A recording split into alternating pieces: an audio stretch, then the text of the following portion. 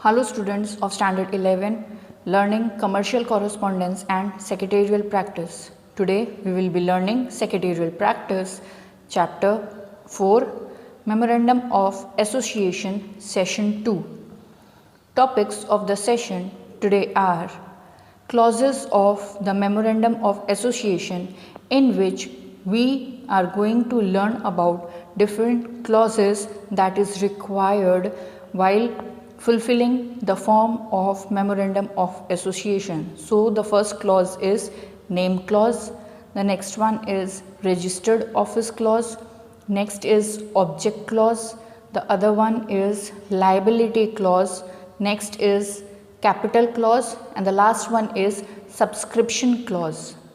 So to begin this session today, the first topic that we are going to learn about is clauses of the Memorandum of Association, where Memorandum of Association contains number of clauses, that is name clause, registered office clause, object clause, liability clause, capital clause, subscription clause, which also include in capital clause is only in case of one person company, so it will involve content to buy all shares and appointment of legal hire in case of death. So these are the number of clauses which needs to be fulfilled very thoroughly, very precisely, so that it can describe the character or nature of an organization or company. It will make the company come into existence with full registration and authority. So let's go all through these clauses in more details. So we will be starting it from name clause itself. Name clause. Name clause of the memorandum is necessary to state the name of the proposed company. Being artificial legal person, company must have its name. So we are very clear about one thing, that a company is a legal artificial person. Artificial person because it has its own identity. It represents himself by its own name. It does not depend on the owners itself. So it is necessary to give a name to the company so that it can be easily represented at any moment of time. It is a privilege for the promoters of the company to select name of the company as they desire. सो ये सारा privilege जो है, मतलब एक type की assurity या फिर एक टाइप का आप लोगों को जो है रिस्पॉन्सिबिलिटी दी जाती है, किसको, प्रमोटर को, कि वो अपनी कंपनी का नाम खुद अपने इच्छा से उसमें डाल सकते हैं। जो भी नाम वो अपनी कंपनी का रखना चाहते हैं उसे वो रख सकते हैं। सो however this discretion to have desired name of the company is subject to the following restriction. But if the opportunity to select the name of the company has been given to the promoter, it also contains some responsibility which is to be taken into consideration while selecting the name of the company. So it will be as the name stated in the memorandum of the company should not be identical with or resemble the name of any existing registered company. इसका मतलब जो भी नाम आप अपनी company का select करते हो वो किसी दूसरे रिकग्नाइज्ड या रजिस्टर्ड कंपनी से मिलता हुआ नहीं होना चाहिए, उससे डिफरेंट होना चाहिए, एकदम सेम आइडेंटिकल। जैसे बहुत फेमस है, जैसे आप चाहते हो कि आप अपना कंपनी का नाम रिलायंस पे रख रहे हो, टाटा पे रख रहे हो, किंगफिशर पे, ऐसा आप नहीं रख सकते। क्यों? क्योंकि वो एक रिकग्नाइज्ड रजिस्टर्ड कंपनीज है जो काफ़ी सालों से चली आ रही है। तो आपको अपनी कंपनी जो दूसरों से आइडेंटिकल नहीं है, रिजेंबल नहीं करती, वही नाम रखना है। The name should not be undesirable or objectionable, and it should not constitute any offense under any law. So the name should be selected as such which can be acceptable by the society, by the government, by the environment itself, and it should not work against any law, or it should not be considered as crime itself. So no words or expressions in the name of company should be such that it carries impression that the company is connected with central or state government or local authority or body corporate constituted by central state government. For example, president, Rashtrapita, father of nation, prime minister, chief minister, court, governor, etc. So the name should not be connected to this particular position representatives. If it is in the name of all such person or all such positional person, then it will not be considered, it will not be accepted by the registrar, by the head of making the Companies Act. So it should be taken into consideration, it should be kept in mind very thoroughly that the name that is being selected should not related to all such person. With that, every public company with limited liability must add the word limited, and a private company must have private limited at the end of its name. So whatever name has been selected by the public company or by the private company has to include limited and private limited after the name that has been selected. Such as you can take for an example कि अगर कोई public company है तो उसके पीछे limited लगेगा। जैसे अगर पब्लिक कंपनी है तो मान लीजिए कि उसका जो भी नाम है XYZ लिमिटेड, और अगर कोई प्राइवेट कंपनी है जो सिंगल ओनर, पार्टनर्स ऐसे कोई ओ कर रहे हैं तो वो उस कंपनी के नाम के पीछे प्राइवेट लिमिटेड लगाएंगे। एंड दिस इज़ कंपल्सरी, ताकि ये भी रिकॉग्नाइज किया जा सके कि ये पब्लिक कंपनी है या किसी की ओन की हुई private limited company. So this should also be specified very clearly. Companies proposed to be established for the purpose of promotion of commerce, art, science, sport, research, social welfare, religion, charity, etc., having no motive to distribute the profit in the form of dividend, are exempted from adding the words limited or private limited. अगर कोई ऐसी particular company है जो इन सारे purpose के लिए establish हो रही है, मान लो उनको कमर्शियल फील्ड में आर्ट और साइंस को प्रमोट करने के लिए, स्पोर्ट्स या कोई स्पेसिफिक रिसर्च करना चाहते हैं, किसी रिलीजन्स वगैरह के लिए है, चैरिटी के पर्पस के हिसाब से उन्होंने ऑर्गेनाइजेशन खोला, ऐसा कोई भी काम अगर वो करने वाले हैं to promote and to work for the welfare of the country, तो उन्हें लिमिटेड या प्राइवेट लिमिटेड यूज़ करने की ज़रूरत नहीं है, क्योंकि वो प्रॉफिट अपने पर्पस के लिए या डिविडेंड डिक्लेयर करने के लिए अर्न नहीं कर रहे हैं, जबकि वो प्रॉफिट जो अर्न कर रहे हैं उसे वो किसमें, लोगों के वेलफेयर में यूटिलाइज करने वाले हैं। तो वो लोग अगर लिमिटेड या प्राइवेट लिमिटेड कंपनी यूज़ नहीं करते हैं, जस्ट उस कंपनी को नाम देते हैं और उससे वो रिप्रेजेंट करना चाहते हैं, तो भी उसे वो इजीली कर सकते हैं। ये कंपल्शन उनके ऊपर नहीं है कि उन्हें लिमिटेड या प्राइवेट लिमिटेड यूज़ करना होगा। The next topic that we are going to know about is registered clause. In the memorandum of association itself, every company has to mention the state in which its registered office is situated. It is one of the most important thing that is to be done. When you are fulfilling all the legal formalities that is being required into Companies Act, you need to specify the place where your registered office is going to get situated. It is compulsory to specify this formality also.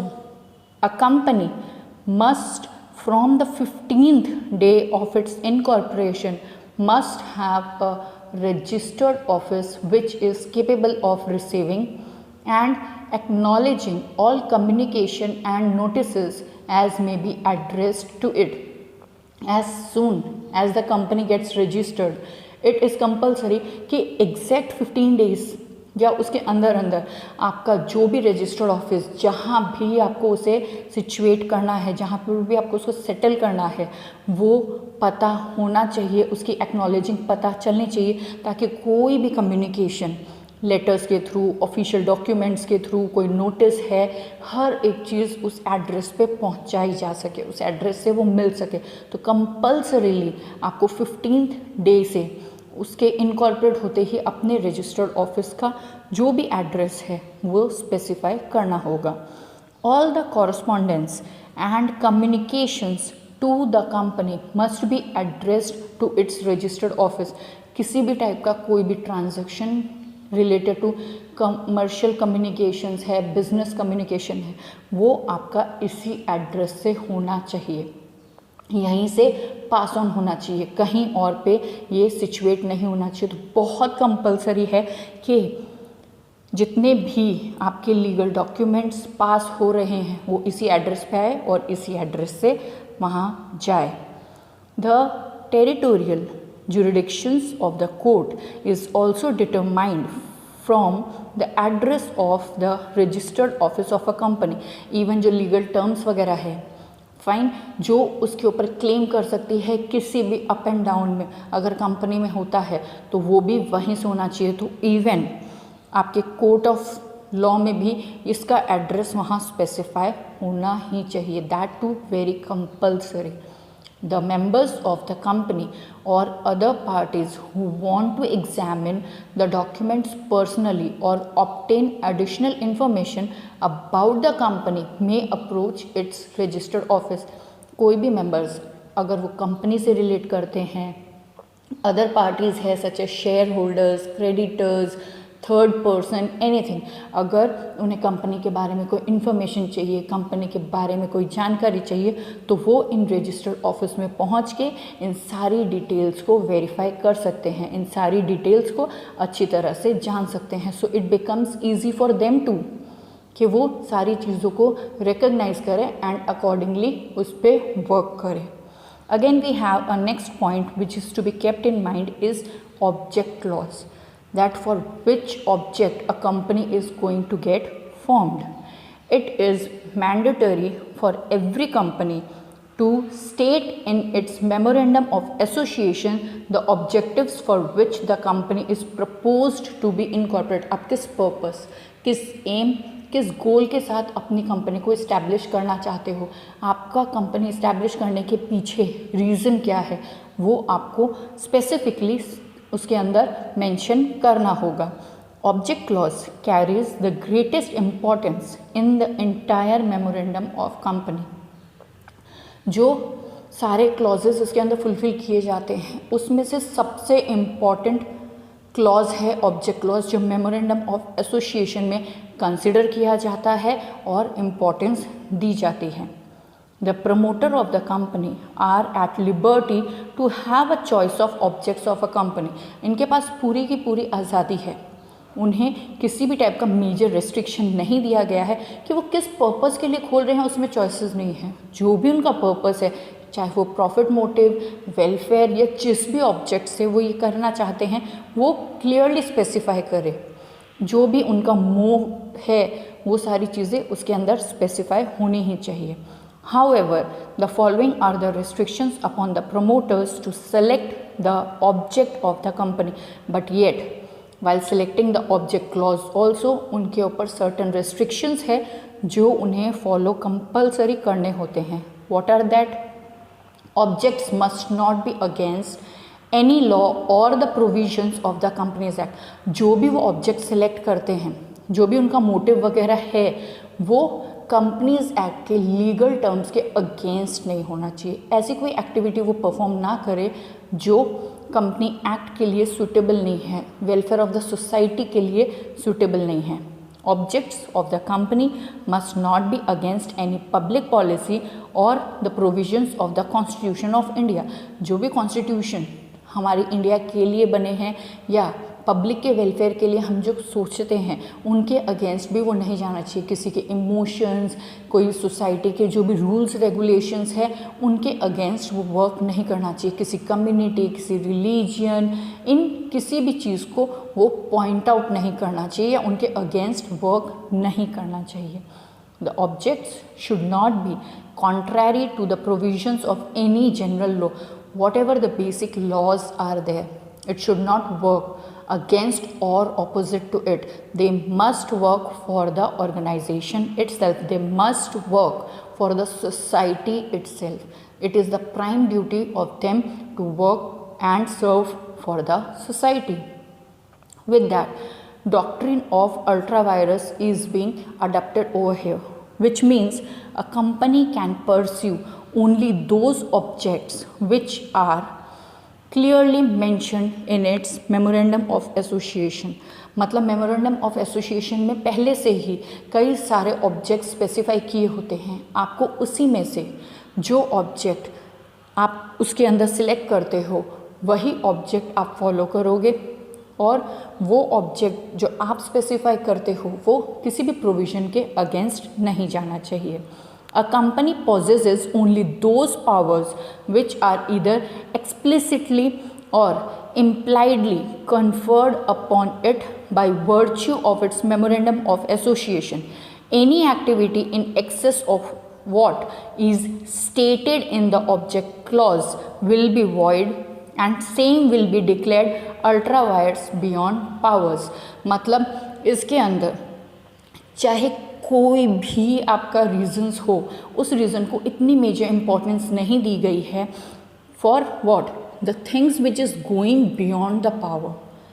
आप जो भी object, कोई भी activity आप कर रहे हो, चाहे वो आप किसी भी लिमिट तक करो, अगर वो ऑब्जेक्ट आपका किसी भी rules regulations, constitutional powers, provisions उनके अगेंस्ट काम कर रहा है, इमीडिएटली उसे वॉइड कैंसिल कर दिया जाएगा और ये डिक्लेयर कर दिया जाएगा कि वो अल्ट्रा वायर से मतलब उनकी जो पावर की लिमिटेशंस थी, उन्हें जो लिमिटेशंस दिए गए थे, ये उसके अगेंस्ट काम कर रहे हैं जो बिल्कुल भी एक्सेप्टेबल नहीं है।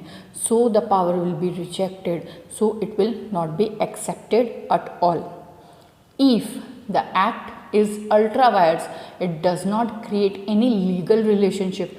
Such an act is absolutely void even the whole body of shareholders ratify it and make it binding upon the company। तो अगर कोई भी एक्ट जो वो परफॉर्म कर रहे हैं वो अल्ट्रा वायर्स डिक्लेयर कर दिया जाता है तो किसी भी लीगल रिलेशनशिप में ये चले जाए, किसी भी लीगल एक्ट में चले जाए, वो एक्सेप्टेबल नहीं होगा, उसे पूरी तरीके से कैंसिल कर दिया जाएगा। चाहे कितने भी शेयर होल्डर्स उसे कंपनी की रिस्पॉन्सिबिलिटी बताए या कुछ भी, कोई उसकी अथॉरिटी नहीं लेगा, उसे अनएक्सेप्टेबल डिक्लेयर कर दिया जाएगा और उसी तरीके से उसे रिप्रेजेंट किया जाएगा। So what are the consequences of it? Following are the consequences of Ultra Vires Act, in which the first one is the directors of the company are held personally liable for the Ultra Vires Act। जो भी company के directors हैं, board of directors के members हैं, उन्हें इस चीज़ के लिए पर्सनली रिस्पॉन्सिबल माना जाएगा। कोई भी एक्ट अगर किसी चीज़ के अगेंस्ट डिक्लेयर हो जाता है कि वो कंपनी के एक्ट में नहीं आता, वो प्रोविजंस, रूल्स, रेगुलेशंस के बाहर है, तो इसकी रिस्पॉन्सिबिलिटी और किसी की नहीं बल्कि बोर्ड ऑफ डायरेक्टर्स जो मेंबर्स हैं उनकी रिस्पॉन्सिबिलिटी माना जाएगा और उन्हीं के ऊपर इससे रिलेटेड एक्शंस लिए जाएंगे। Courts can prevent a company from doing such acts. Certainly if it happens कि ऐसा कुछ एक्ट वगैरह परफॉर्म होता है तो कोर्ट उन्हें उसका अल्टीमेटम देंगे, उस चीज़ के लिए अलर्ट करेंगे और उन्हें रोकेंगे ये सारी चीज़ें करने से। Ultra vires act contracts are void. So ultra vires की जो भी कॉन्ट्रैक्ट्स वगैरह है उसे भी कैंसिल किया जा सकता है, पर तभी जब वो जो भी रिस्पॉन्सिबिलिटी है उसे लेने के लिए लायबल होते हैं। For any ultra vires acts by an employee acting on behalf of the company can be held liable. अगर कंपनी का कोई एम्प्लॉय है जिसने कोई गलती की, कंपनी में काम कर रहा था तो कंपनी के बिहाफ में ये सारे एक्ट कर रहा था और उससे कोई गलती हुई, गलती इन सेंस कोई भी ऐसी एक्टिविटी जो कंपनी लॉ के अगेंस्ट है, तो उसके लिए भी कंपनी को ही लायबल माना जाएगा, उसमें उस इंडिविजुअल पर्सन को लायबल नहीं माना जाएगा। क्यों? क्योंकि कंपनी को यह अश्योरिटी लेनी चाहिए थी कि जो भी एम्प्लॉय उसके वहाँ काम कर रहा है वो किसी भी टाइप के रूल्स रेगुलेशंस को ब्रेक नहीं करेगा। The directors of a company are responsible to the third party for Ultra Virus Act. Fine. The director of a company will make what? Third party जो भी है उसे रिस्पॉन्सिबिलिटी इस type की नहीं दे सकते। जो भी रिस्पॉन्सिबिलिटी वगैरह होगी वो डायरेक्टर की ही होगी कि कोई थर्ड पार्टी कंपनी के एक्टिविटीज़ के लिए रिस्पॉन्सिबल बिल्कुल भी डिक्लेयर नहीं किया जाएगा। In order to avoid above situations, generally company includes most area of function with the term any other objects in the object clause of its memorandum of association. Generally क्या होता है कि ये सारे एक्ट्स जिसके अंदर उन्हें बहुत सारी प्रॉब्लम्स या सर्कमस्टांसेस फेस करने को आ सकती है और उन्हें ये सारी चीज़ें अवॉइड करनी है, तो वो क्या करते हैं, एनी अदर ऑब्जेक्ट क्लॉज में स्पेसिफाई कर देते हैं कि ये सारी चीज़ें जो है वो तो उन्हें करनी है, बट उसके साथ साथ वो ऐसे क्लॉजेस ऐड ऑन करना चाहते हैं जिससे वो अपनी कंपनी के लिए कैसे काम करना है या क्या काम करना है वो भी उसमें स्पेसिफाई कर सके कि कोई गलती हो तो उनका लाइसेंस या उनके कंपनी की अथॉरिटी कैंसिल ना हो जाए, वो आगे फर्दर उस ऑब्जेक्ट के साथ काम कर सके। तो एक सेफ साइड लेके वो हमेशा वर्क ऑन कर रहे होते हैं। With that we have another clause that is considered as liability clause. On the basis of kind of liability the companies can be classified into 3 classes. मतलब जो रिस्पॉन्सिबिलिटी, जो लायबिलिटी वो लेते हैं वो 3 तरीके से डिस्ट्रीब्यूट हो सकती है। That is a company limited by share, a company limited by guarantee and an unlimited liability company। a company limited by share में क्या होता है, जितना भी अमाउंट का शेयर एक कंपनी इशू करती है उतनी ही उस कंपनी की रिस्पॉन्सिबिलिटी होती है कि जब भी उसकी लाइबिलिटी आएगी वो शेयर के अमाउंट तक ही कंसिडर होगी, उससे ज़्यादा अगर उसके ऊपर आता है तो उस पर्सन की कोई अश्योरिटी नहीं है। उसके अलावा कंपनी लिमिटेड बाय गारंटी, मतलब मैंने एक अमाउंट तक गारंटी ली है, मान लो मैंने 100 करोड़ के अमाउंट तक गारंटी ली है कि अगर कोई भी नुकसान कंपनी को होता है या कंपनी को रिक्वायरमेंट होती है तो 100 करोड़ रुपीस तक मैं उसकी हेल्प करूँगी। अगर उससे ज़्यादा उसकी नीड आती है या किसी भी टाइप का कोई डेट वगैरह आता है तो मेरी कोई रिस्पॉन्सिबिलिटी उस चीज़ में नहीं होती है। मैंने जितना अश्योर किया है उतना मुझे देना ही होगा एट एनी कॉस्ट, बट उससे ऊपर की मेरी कोई रिस्पॉन्सिबिलिटी नहीं है। And the last one is an unlimited liability. Unlimited liability में कोई बाउंडेशंस नहीं होते हैं। जब तक जो भी लाइबिलिटी, जो भी डेप्थ है आप फुलफिल नहीं कर देते, उसमें चाहे फिर आपका खुद की पर्सनल प्रॉपर्टी हो, ऑफिशियल प्रॉपर्टी हो, कुछ भी हो, पूरा सेटल करने के लिए आपको वो किसी भी लिमिट तक जाना ही होगा। The memorandum of a company limited by share must state in its liability clause that the liability of its member is limited.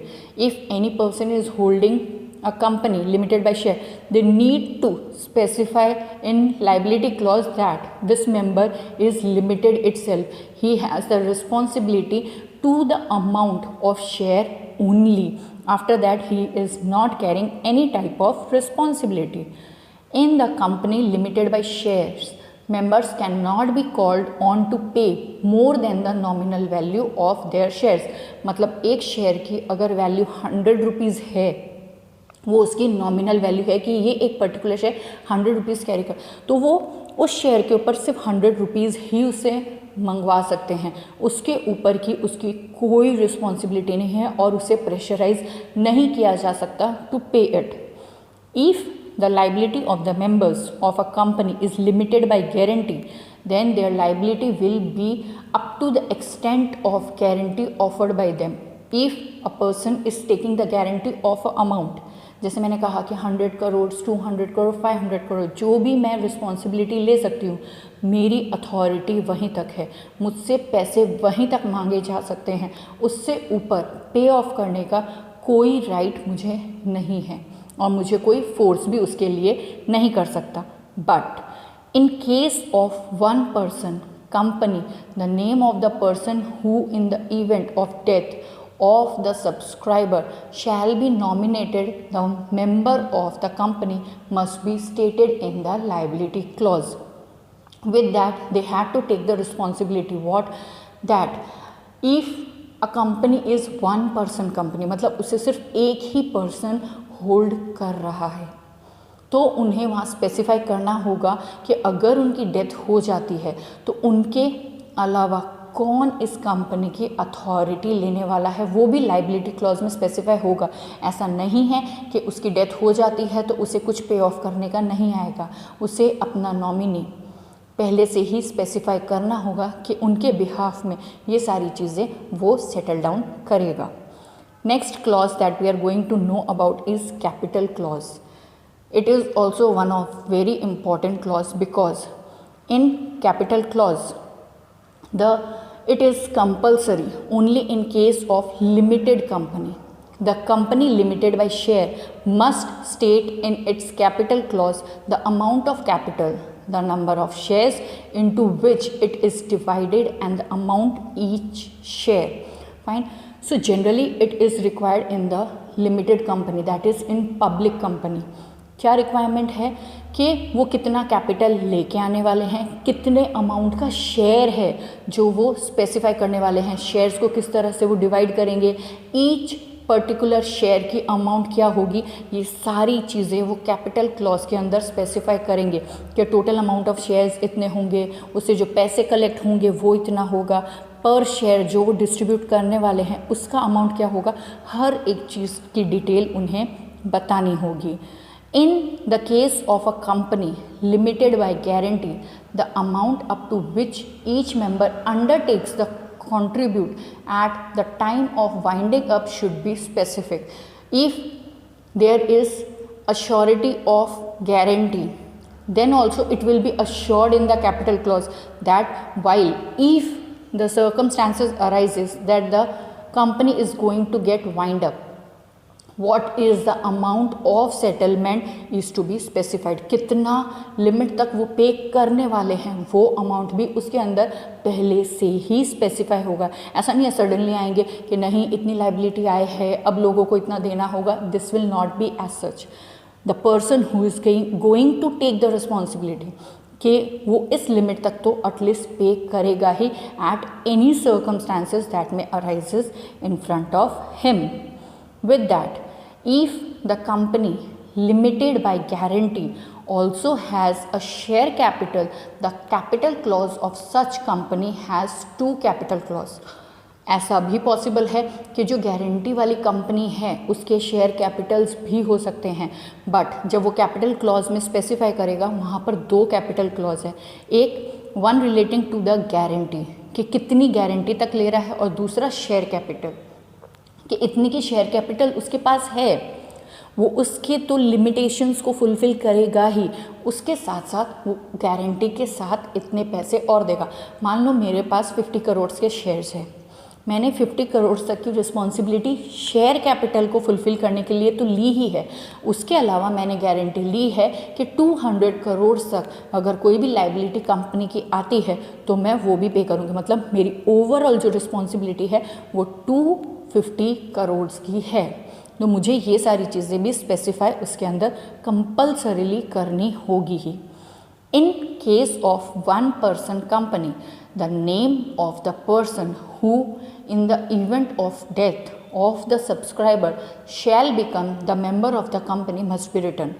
and in this capital clause also they need to specify that if the company is one person company, if a single holder, sole proprietor is there, then he need to specify the name of the member who is going to be the member of the company after his death. It is also necessary to specify, क्योंकि कोई तो होना चाहिए, नहीं तो पता चलेगा अचानक से उसकी डेथ हुई और कोई पे ऑफ करने के लिए है ही नहीं, तो ऐसे सर्कमस्टांसेस यहाँ पर रेज नहीं होने चाहिए। तो पहले से ही हम कोई भी नॉमिनी हो उसका स्पेसिफिकेशन इन क्लॉजेस में कर देते हैं। The next clause that we want to know is subscription clause.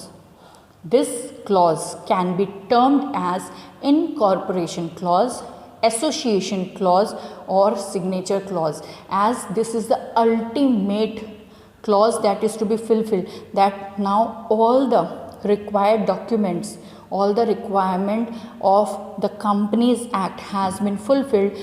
Now the final signature of the company's holder is to be taken so that the incorporation process, the association process will be come into consideration. A company may be formed for any lawful purpose by signature of minimum 7 or more persons where the company to be formed in a public company. So if public company is going to be formed, there must be the signature of at least 7 persons, or it can be more than that, but minimum 7 persons signature must be there so that a lawful purpose of the company can get fulfilled. So it is necessary, it is mandatory, you can say, that these many persons must take the authority, responsibility, that if the company is going to perform against all such acts, they will be responsible for particular thing. Signature of minimum 2 or more persons are required where the company to be formed into private company. If it is a private company, then minimum 2 person must sign it, or it can be more than that. It depends that either it is a partnership firm, joint venture or whatever it is. But 2 लोगों का sign compulsory है अगर private company है तो। But in case the company is to be formed by 1 person only, it is termed as 1 person company. If the company is sole proprietorship firm, 1 person is the only holder, so he is going to take the responsibility. The member of the company put their signatures and give an undertaking to the effect that they are interested in promoting the incorporation of a company and are willing to purchase the shares mentioned against their names. So they are signing the contract and taking the responsibility that they are going to promote the company, are willingly purchasing the share of the company, are willingly taking the responsibility related to company itself. The name, address and details about their work has to be provided and attested by a witness. Such members are also called signatories. So who are signatories? Every details related to their name, address, working pattern, the work they are being into, it is all specified over there, attested, and a witness is always there to take the responsibility कि इन्होंने ये सारी चीज़ें इसके अंदर specify की है, ये सारे जो स्टेटमेंट्स ये इसमें अंदर स्पेसिफाई कर रहे हैं वो ट्रू है, और ये जितने भी मेंबर्स ये सारी रिस्पॉन्सिबिलिटी लेते हैं, साइन करते हैं और इनका एक पार्ट बनते हैं, वो सारे मेंबर्स को सिग्नेटरीज कहा जाता है। क्यों? क्योंकि उन्होंने रिस्पॉन्सिबिलिटी ली है, वो साइन करने के लिए तैयार है कि ये सारी रिस्पॉन्सिबिलिटी वो कंपनी के बिहाफ में काम करने वाले हैं, कंपनी में जो भी प्रैक्टिस होने वाली है वो सारी लीगल है, लायबल है। So these are all the clause that is to be fulfilled in the memorandum of association so that a company can get incorporated. If all such details are not fulfilled, if all such clauses are not taken into consideration seriously, then a company can never get incorporated and it will not come into existence. So it is compulsory to fulfill all such clause, to take the responsibility of all such clause. So these were the topics of this particular session. Keep learning, keep revising. Have a great time ahead. Thank you.